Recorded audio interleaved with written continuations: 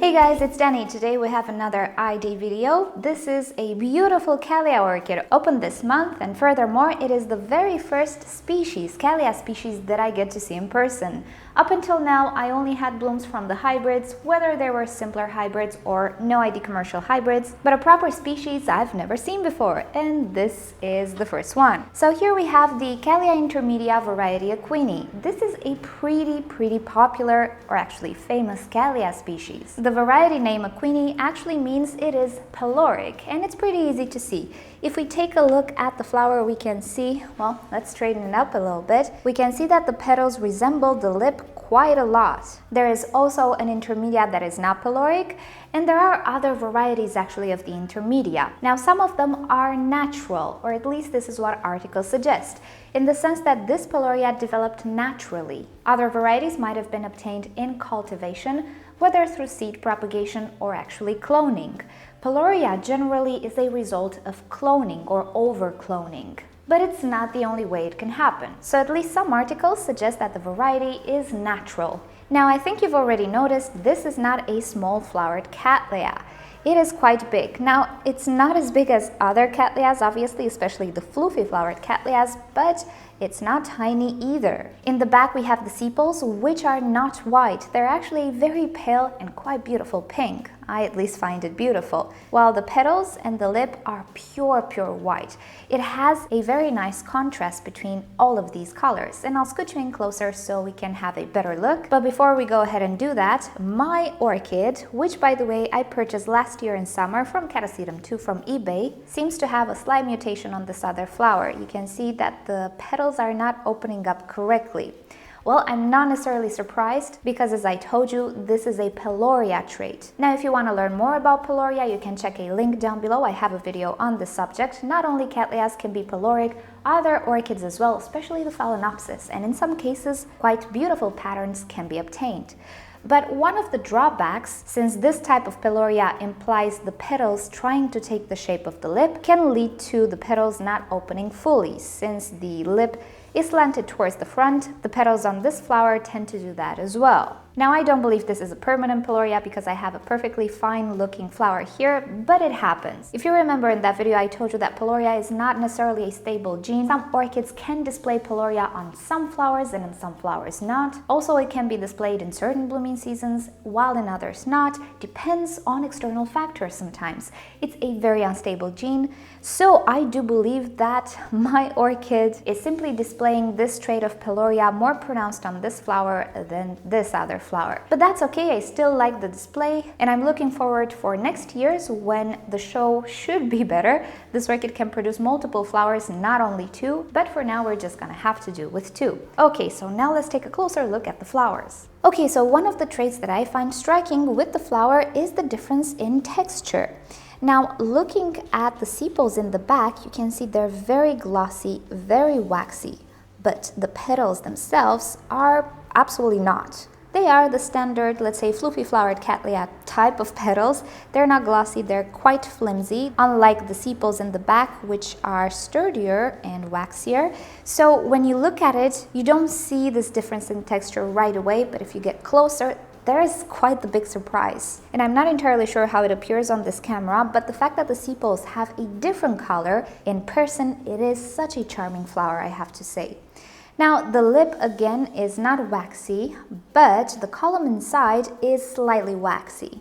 And also it displays this beautiful pink at the base, and the lip itself is not waxy, but do you see these purple stripes? These stripes are waxy somehow. And then they lead to the rest of the lip, which is not waxy once again. I'm not entirely sure if I'm the only one looking at these details, but I do like to look at them, and I find it very interesting. From my profile, you can see that the lip is not facing downwards actually, it is facing outwards. This is one of the traits that I'm not necessarily a fan of in Cattleya orchids. I prefer the flat flowers with the downwards pointing lip, but this is just my own thing. Anyway, a detail worth mentioning, it is not a flat flower, but it does indeed have quite a nice substance. It is not a flimsy flower, I would say, particularly the sepals. The worst thing about this orchid is that it's not fragrant. And from this point of view, I was slightly disappointed because the intermedia generally is fragrant. It is supposed to have a nice flowery fragrance, but researching a little more, the aquinii appears not to be fragrant, or at least not to have a noticeable fragrance in any way, and I do not notice any type of fragrance on this orchid. It has been in bloom for a week already and it didn't release any type of fragrance. Now, if you guys have a fragrant intermedia variety aquinii, let me know down below, because sometimes with these species or individuals, you can have a bit of variation depending on the orchid. Because even if this is a species, it has been obtained in cultivation. It is not taken from the wild in any way, so either it was reproduced by seed, case in which variety is very common, or it was cloned from a non-fragrant specimen. And yet again, fragrance is not present because it depends on that particular orchid which was cloned. So my biggest disappointment, I would have to say, is the lack of fragrance. Nonetheless, I still love the orchid. Problem is, I don't think it will be included in the best of the year. I do intend to make that type of video at the end of the year, so stay tuned for that. This will not make it, I can tell you right now. So it's not necessarily that I'm totally disappointed in this orchid, but I had very high expectations because it was the first species that ever bloomed for me, and also it was advertised as being fragrant, at least mildly, and it's not. But anyway, let's get over that.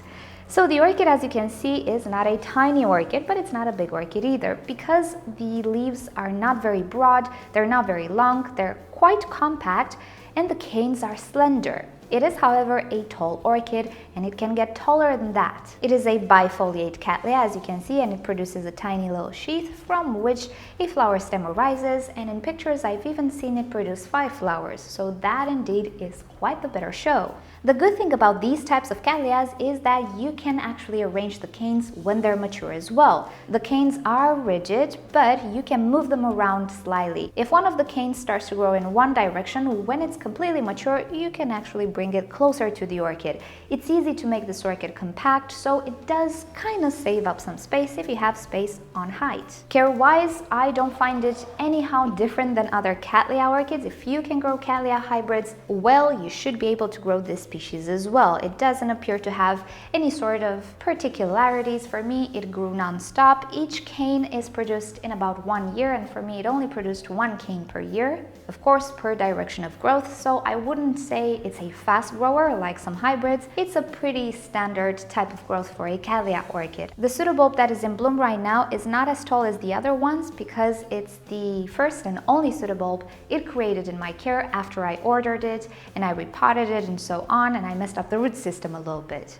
But as you can see, it still managed to bloom. The orchid was not very set back anyway, so I think it is an easy to care for species, quite vigorous, not very different from the typical hybrids, so I guess that is a plus if you do enjoy this type of flower. So as I was saying, there are a few varieties of the intermedia. There is of course the original, let's call it species, which does not have the splashes on the petals, and the shape is a little bit different. If you look at pictures, you will see it's slightly different. And there are also a few other variations. Some have a little bit more pink, some have a little bit more white. And as a side note, if you know my white orchid, my white Cattleya, which smelled so beautiful, and we named her Princess Jackie, well, she kind of looked like the Alba variety of this orchid, and I was considering it as a possibility, but it turns out it's not. This orchid absolutely is not fragrant, while the other was incredibly fragrant. And not even the species. It is not described as having this really strong and heavenly fragrance. It is just supposed to have a pretty moderate to mild fragrance that is floral. So no, Princess Jackie is not an intermedia. Other than that, with this one, if you have it or if you intend to purchase it, just follow the typical basic care needs of Cattleya orchids, and I do have a tutorial. If you would like to check it out, just visit the description down below. If you're looking for a non-finicky species, this is a good candidate. Also check out the varieties, maybe you'd like a different variety better, and I think that's about it with the intermedia. I know I sound a little bit disappointed, and I am just slightly, but I do enjoy this orchid. I don't regret buying it. It's not an expensive species. It is not a rare species, but I don't think you should expect to find it in stores or flower shops. And I think that wraps it up with the intermedia. Thank you guys for watching. Hope you've enjoyed it. And if you didn't know about the existence of this orchid, hope this video was useful in deciding if it's something you want to put on your wish list or not. So if you've enjoyed this video, please give it a thumbs up. If you hated it, give it a thumbs down. Subscribe to my channel for daily orchids and plants videos, and don't forget to turn on notifications so you never miss a video. And with that said, I'll see you all tomorrow. Bye!